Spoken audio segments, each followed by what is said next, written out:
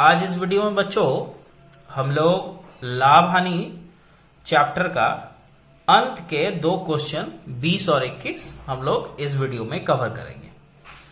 अब बाकी सभी प्रश्नों का उत्तर पाने के लिए जो पहले वीडियो अपलोड किया गया था उन वीडियो को जरूर देखें। देखिए क्या लिखा हुआ है। रबीन चाचा ने 36,000 रुपए में चावल खरीदा। उन्होंने 1/3 भाग 20% हानि और 2/5 भाग 25% लाभ पर बेचा। कितने प्रतिशत लाभ पर शेष भाग चावल बेचे ताकि पूरे पर 10% का लाभ हो। तो यहां है क्या बच्चों, 36,000 रुपए के चावल को उन्होंने इस 36,000 रुपए का 1/3 भाग निकालकर 20% लाभ पर बेचा। फिर 2/5 भाग निकालकर क्या 25% लाभ पर बेचा। और जो बाकी बचा हुआ चावल है उसको आखिर कितना प्रतिशत लाभ पर बेचे शेष चावल को कि उनको पूरा चावल बेचकर 10% का लाभ हो। पूरा चावल मतलब 36,000 रुपया का चावल बेचकर 10% का उनको लाभ हो। तो यहां पर यदि बच्चों आप लोग सिस्टमैटिक ढंग से देखो तो आप लोग देख पाओगे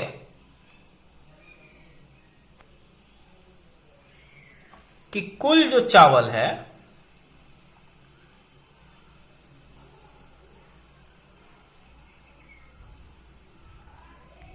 कुल चावल का क्रय मूल्य 36,000 रुपया, ये है कुल चावल का क्रय मूल्य। अब मान लीजिए कि मैं ही 36,000 रुपया का चावल खरीद के लाया और पूरे पर हमको 10%, हर हालत में 10% का लाभ हो। तो अब यदि 10% लाभ पर इसको हम बेचे तो आखिर हमको चाहिए कितना वो हमको पता होना चाहिए ना। यहां पर क्वेश्चन में बोला जा रहा है कि पूरे पर 10% का लाभ हो। लास्ट टर्म में देखिए तो हम यदि 10% लाभ पर चावल का विक्रय मूल्य का सूत्र होता है बच्चों, क्या होता है विक्रय मूल्य?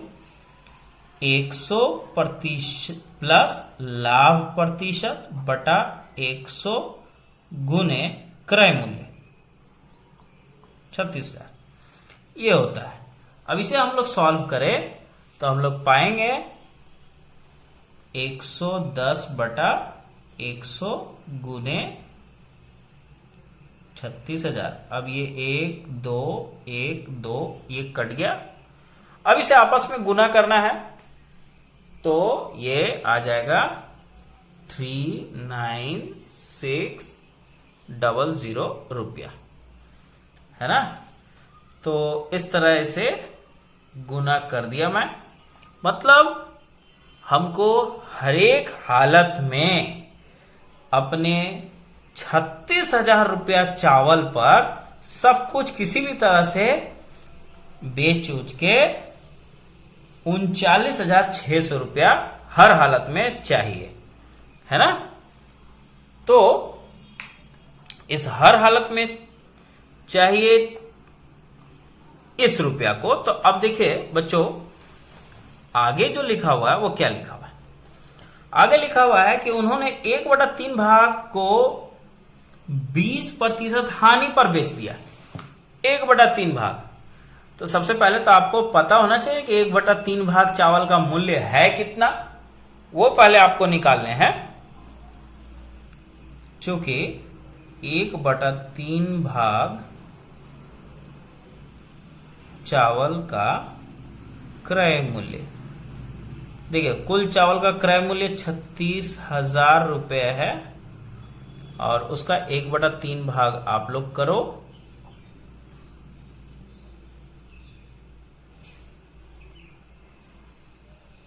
12,000 रुपया।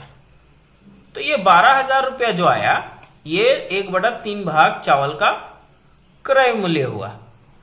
अब आप लोग देख सकते हो सवाल में कि इस 1/3 भाग चावल को माने 12,000 रुपया का चावल को 20% हानि में बेच दिया गया। तो यहां पर 20% हानि पर 1/3 भाग चावल का विक्रय मूल्य। विक्रय मूल्य का सूत्र वही होता है बच्चों, 100 माइनस हानि दर बटा 100 गुने क्रय मूल्य। क्रय मूल्य चावल का जो है 1/3 हिस्से चावल का दाम जो है वो यहां पर आप लोग देख सकते हो कि 12,000 रुपया। अब इसे सॉल्व करें तो हम लोग पाएंगे क्या, ये 80/100 गुने 12,000 रुपया। ये 00 से ये 00 कट गया, 12×8=96 और ये दोनों 0 आप लोग लगा दो। मतलब खरीदा इतना में 1/3 भाग चावल और 1/3 भाग चावल को 9,600 रुपया में बेच दिया। अब आगे जो लिखा हुआ है इसमें कि 2/5 भाग चावल को 25% लाभ पर बेचा। अब हमें यह तो पता होना चाहिए ना कि 2/5 भाग चावल का क्रय मूल्य कितना पड़ता है। अब इसी तरह आप लोग निकालोगे, यहां पर देखोगे कि 2/5 भाग चावल का, चूंकि 2/5 भाग चावल का क्रय मूल्य कितना होगा, टोटल क्रय मूल्य तो 36,000 है। इसका 2/5 भाग आप लोग करो,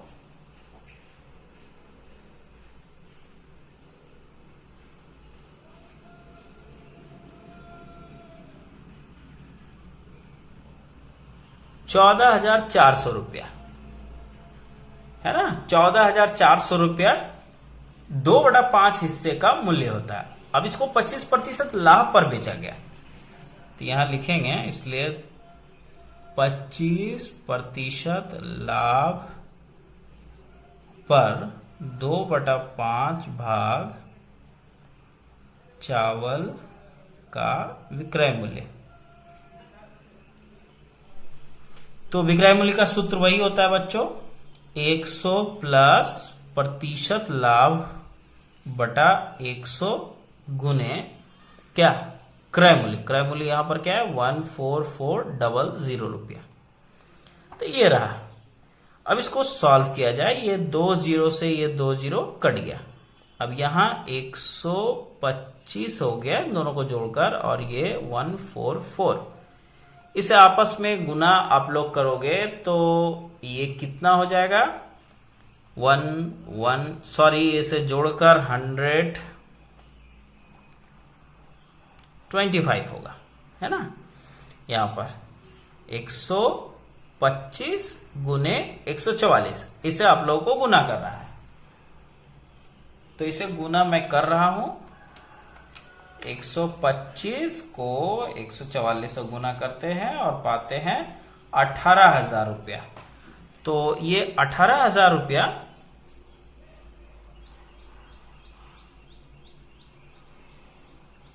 हम लोगों ने पाया। मतलब 2/5 भाग चावल का क्रय मूल्य 14,400 और 18,000 रुपया बेच कर पाया। तो अब इस प्रकार बच्चों हम लोग क्या देख पा रहे हैं कि हम लोग यहां पर 1/3 भाग चावल का, यहां पर आप लोग देख सकते हो कि कुल क्रय मूल्य और विक्रय मूल्य तो पता चल ही जा रहा है। यहां पर कुल विक्रय मूल्य, कुल क्रय मूल्य, है ना। तो बच्चों यहां आप लोगों को लिखना है अब 1/3 प्लस 2/5 भाग चावल का कुल विक्रय मूल्य। तो बच्चों यदि आप लोग देखो 1/3 भाग चावल का विक्रय मूल्य 9,600 है, जबकि 2/5 भाग चावल का मूल्य है, विक्रय मूल्य 18,000 रुपया, है ना। तो कुल जो है इन दोनों को जब जोड़ा जाएगा तो हो जाएगा 27,600 रुपया। मतलब क्या है बच्चों, आप लोग देखो हमको चाहिए कितना दिखे, मान लीजिए वो चावल को मैं ही बेच रहा हूं, चावल को बेचकर हमको टोटल चाहिए 39,600 रुपया, जिसमें से 27,600 रुपया इतना चावल को बेचकर मिल गया। तो इसका मतलब क्या है कि जो बचा हुआ चावल है शेष, उसे कितना में बेचना पड़ेगा, जिससे मेरे पास टोटल 39,600 रुपया हो जाए। अभी फिलहाल मेरे पास 27,600 है। तो अब यहां पर लिखेंगे शेष चावल का विक्रय मूल्य, शेष चावल का विक्रय मूल्य। तो विक्रय मूल्य क्या हमको चाहिए, कितना टोटल 39,600 रुपया, और उसमें से कितना मिल चुका है 27,600 रुपया, है ना, इतना बेचकर। तो शेष चावल को बेचना कितना में पड़ेगा, वो इन दोनों को माइनस करके कितना आएगा 12,000 रुपया, है ना बच्चों। 12,000 रुपया चाहिए शेष चावल को बेचकर। 12,000 रुपया यदि मिलता है तो हमको कुल चावल पर 10% का लाभ होता है। लेकिन यहां पर हमसे सवाल पूछा जा रहा है कि शेष चावल को कितना प्रतिशत लाभ पर बेचे, मतलब हमें यहां पर प्रतिशत लाभ, शेष चावल पर प्रतिशत लाभ पूछ रहा है। तो प्रतिशत लाभ का फॉर्मूला क्या होता है बच्चों, लाभ बटा क्रय मूल्य गुने 100%। तो हमें शेष चावल का तो विक्रय मूल्य दिखाई दे रहा है, शेष चावल का ना क्रय मूल्य है दिया हुआ, ना ही शेष चावल पर कितना का लाभ हुआ, वो तो निकाला ही नहीं है। तो अब हम लोग निकालने जा रहे हैं शेष चावल का क्रय मूल्य।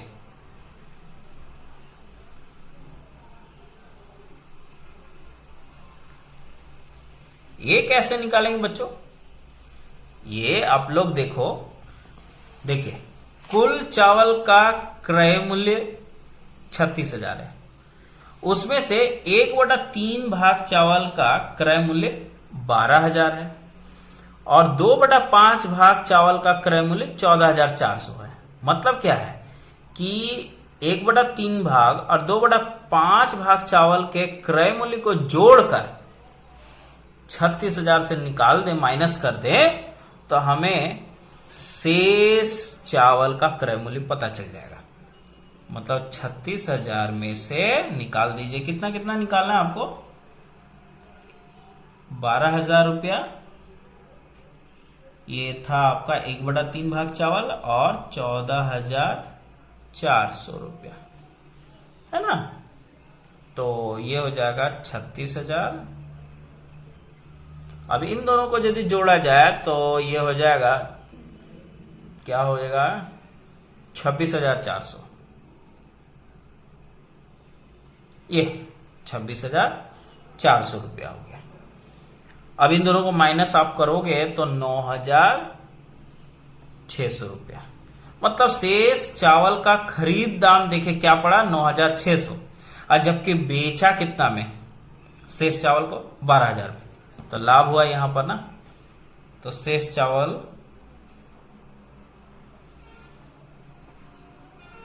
पर लाभ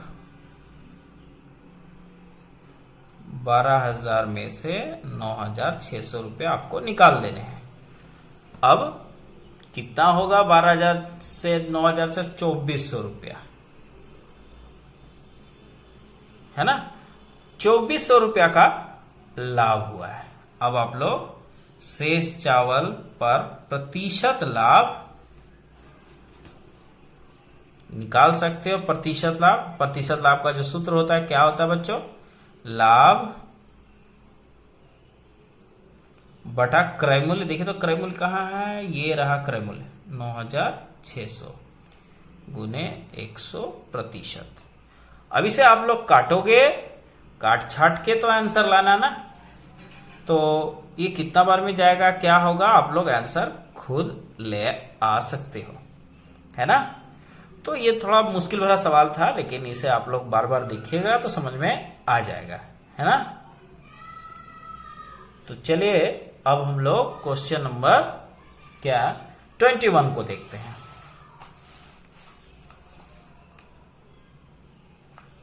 क्या है 21 में? एक व्यापारी एक प्रकार की चाय 80 रुपया में प्रति किलो की दर से बेचकर 20% हानि और दूसरे प्रकार की चाय 200 रुपया प्रति किलो की दर से बेचकर 25% का लाभ करते हैं। तो वे दोनों प्रकार की चाय को किस अनुपात में मिलाकर प्रति किलो 150 रुपया की दर से बेचे कि 25% का लाभ हो, है ना बच्चों।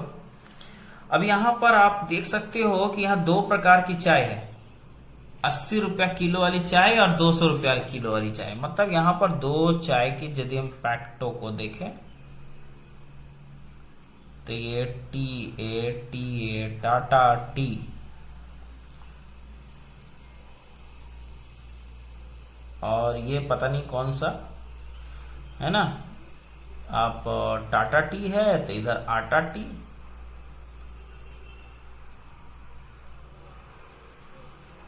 बड़ा फनी नेम है ये, आप लोग जस्ट अंडरस्टैंडिंग के लिए है, कोई सीरियस मैटर नहीं है इसमें। ये मान लीजिए कि ये चाय जो है पता नहीं कितना में खरीदा गया, लेकिन जब इसको विक्रय किया गया 80 रुपया में, तो बेचारे को लाभ के जगह पर हानि हो गया, है ना। प्रति किलो 80 रुपया प्रति केजी इसको बेचा, और बेचकर क्या हुआ, 20% का हानि हुआ। तो इसका मतलब इसे खरीदा कुछ और में गया था। उसी प्रकार इसको दूसरे प्रकार की जो चाय है, ये इसका विक्रय मूल्य था 200 रुपए किलो, 200 रुपया प्रति केजी, और इस पर जो है बच्चों बेचकर 25% का लाभ हुआ है। मतलब इसमें लाभ प्रतिशत देखा जाए तो क्या है, 25%। इस किताब को सामने रख लो, 25% का लाभ हुआ है ना। तो अब सबसे पहले आप लोग को करना क्या है कि इन दोनों का क्रय मूल्य निकालने हैं आपको। क्रय मूल्य का सूत्र होता है, क्या होता है, 100 बटा 100 माइनस हानि दर। हानि दर क्या है, 20, गुने ऊपर में ही विक्रय मूल्य। विक्रय मूल्य आप देखो 80 रुपया। इसे आप लोग सॉल्व करोगे तो ये हो जाएगा 8000 बटा 80, ये 0 से ये 0 कटा 100। मतलब जो प्रथम प्रकार की जो चाय थी वो 100 रुपया केजी थी।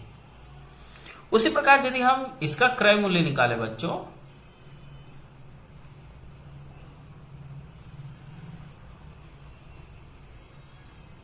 तो इसका भी फॉर्मूला वही है, 100 गुने विक्रय मूल्य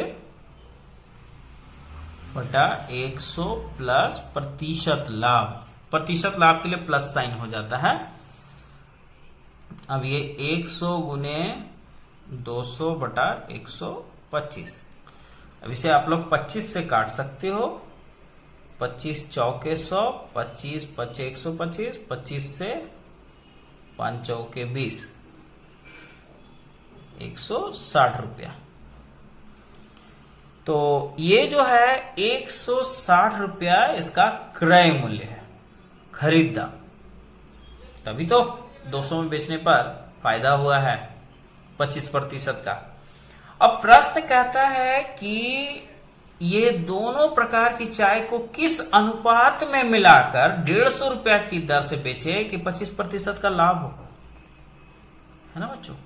मतलब ये दोनों चाय को आखिर कितना कितना लेकर मिला दें, मिलावट कर दें, मिलावट करके बेचे, है ना। तो मान लेते हैं कि इसका x केजी के साथ इसका y केजी को मिलाया गया। मतलब दोनों प्रकार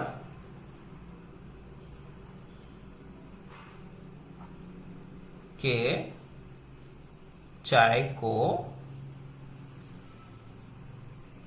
दोनों प्रकार के चाय को x अनुपात y में मिलाया गया।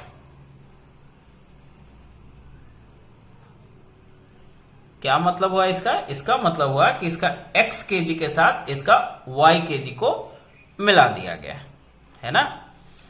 तो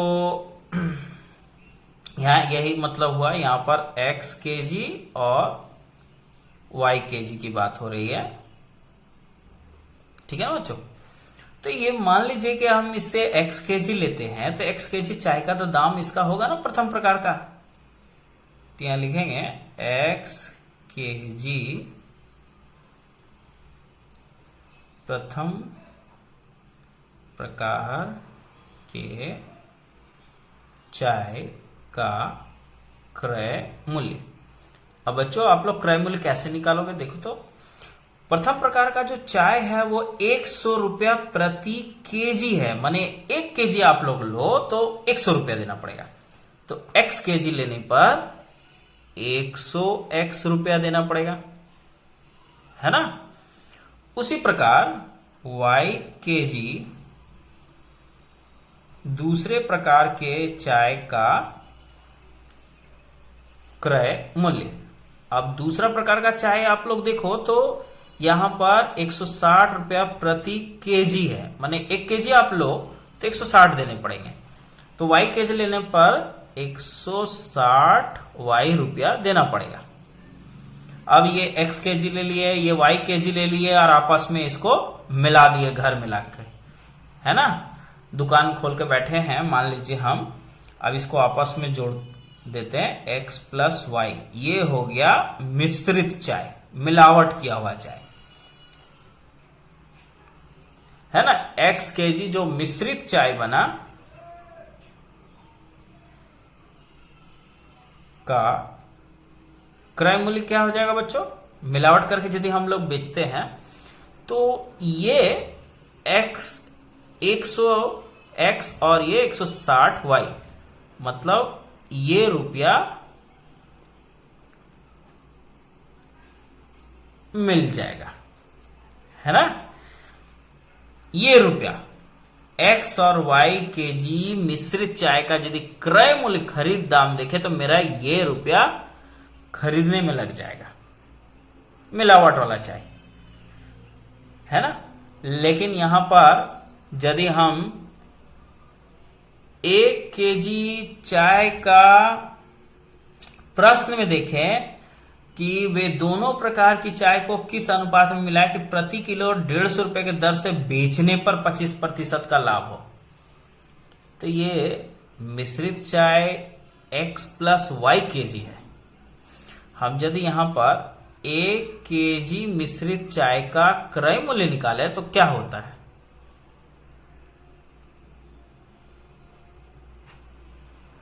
ये 1 केजी का दाम हुआ ना, ये 1 केजी का क्रय मूल्य हुआ। अब इसको आप लोग यहां स्टॉप कर दो क्रय मूल्य। अब दूसरा पहलू में आते हैं, मिश्रित चाय को 150 रुपया की दर से बेचने पर 25% का लाभ हो। इस पहलू को यहीं पर रोक देना। अब यहां पर आप लोग देखो, यहां पर बोला जा रहा है कि ये मिलावट वाला चाय को यदि 150 रुपए किलो बेचे तो 25% का लाभ होता है। तो यहां पर आप लोग देखो, मिश्रित चाय का विक्रय मूल्य क्या है? 150 रुपया प्रति केजी। यदि 150 रुपया प्रति केजी में बेचा जाए तो लाभ होता है। लाभ कितना होता है? लाभ प्रतिशत 25%। तो अब सवाल ये होता है कि इस मिश्रित चाय का क्रय मूल्य कितना था, खरीद दाम, है ना। मिश्रित चाय का क्रय मूल्य मतलब खरीद दाम। क्रय मूल्य का फॉर्मूला होता है ना, क्या फॉर्मूला होता है? 100 गुने विक्रय मूल्य बटा 100 प्लस लाभ, ये फॉर्मूला होता है। इसे आपस में 100 गुने 150 बटा ये 125 जोड़कर। अभी 25 से तो काटा जा सकता है, 25 चौके 100, 25 पचे 125। अब 5 से इसे काटने पर 5 तिया 15, मतलब 4 तिया 12, 120 रुपया। अब आप लोग देखो बच्चों कि 120 रुपया प्रति केजी मिश्रित चाय का क्रय मूल्य क्या निकला है? 120 रुपया प्रति केजी ये मिश्रित चाय का क्रय मूल्य। और यहां देखें तो क्या लिखा हुआ है? 1 केजी मिश्रित चाय का क्रय मूल्य ये है। मतलब ये जो हम XY माने हैं उसके हिसाब से 1 केजी मिश्रित चाय का क्रय मूल्य ये रहा, जबकि प्रश्न के अनुसार 120 रुपया है 1 केजी मिश्रित चाय का, है ना। तो प्रश्न के अनुसार ये अमाउंट और ये अमाउंट बराबर हुआ। According to question